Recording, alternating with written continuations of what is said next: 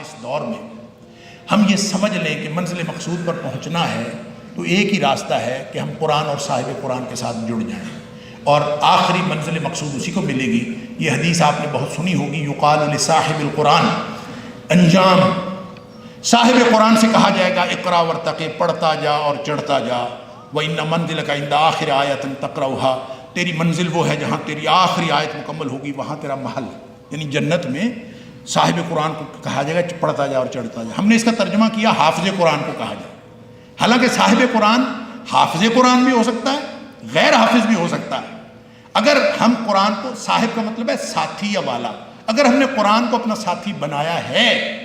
اور اگر ہم نے قرآن کو اپنے ساتھ جوڑا ہے تو پھر وہ ہم صاحب قرآن ہیں، تو پھر انشاءاللہ جنت کے اندر یہ اعلیٰ منزل ہے۔ اور اگر نہیں، قرآن ہمارے خلاف بھگت گیا تو لمبی حدیث ہے،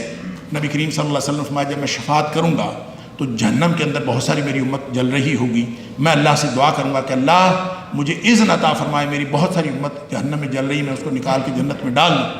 اللہ مجھے حکم فرمائیں گے جاؤ اس نشانی کے جتنے لوگ ان کو نکال کے جنت میں ڈال دیں، میں ڈال دوں گا، وہ لوگ جنت میں آ جائیں گے، پھر بھی میری بہت ساری امت جہنم میں رہ جائے گی، میں پھر اللہ کے سامنے دعا کروں گا، پھر مجھے اذن ہوگا، میرٹ لو ہو جائے گا، چھوٹی نشانی، میں ان لوگوں کو بھی نکال کے جنت میں ڈال دوں گا، ابھی بھی بہت سارے رہ جائیں گے، تیسری دفعہ پھر سفارش کروں گا، اب تو میرٹ اتنا لو ہو جائے گا، اتنی چھوٹی نشانی اللہ تعالیٰ میرے لیے مقرر کر دیں گے، مجھے لگے گا اب تو میں ساری امت کو نکال لوں گا۔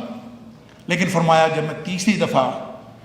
لوگوں کو نکال لوں گا، اس کے باوجود بہت ساری میری امت جہنم میں رہ جائے گی۔ ان کے بارے میں آپ نے فرمایا، بخاری شریف کے اندر اور مسلم شریف کے اندر یہ موجود الفاظ، آپ نے فرمایا لا یبقى فی النار، اب آگ کے اندر کوئی باقی نہیں بچے گا، الا من قد حبسہ القرآن، صرف وہ بچے گا جن کو قرآن روک لے گا کہ یہ میرے مجرم ہیں، اور جو قرآن کا مجرم ہے ای وجب علیہ خلود، جو قرآن کا مجرم ہوا وہ ایسے ہی ہے جیسے اس کے اوپر جہنم کی ہمیشگی واجب ہو گئی۔ اللہ تعالیٰ مجھے اور آپ کو قرآن کا ساتھی بننے کی توفیق عطا فرمائے۔